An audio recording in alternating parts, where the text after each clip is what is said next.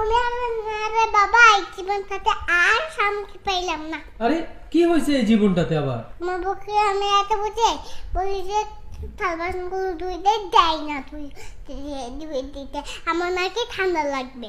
এত বুঝাই তারপরও বুঝাইতেই পারলাম না। আরে বাবা সেজন্যই তো মনটা ভালো নাই।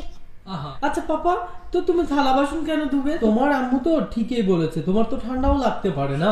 না রে আমার ঠান্ডা লাগবে না, তোমার বউর ঠান্ডা লাগে যাবে। বুঝাইতে পারলাম না। বুঝাইতে আমারও বুঝাইতে পারলা না?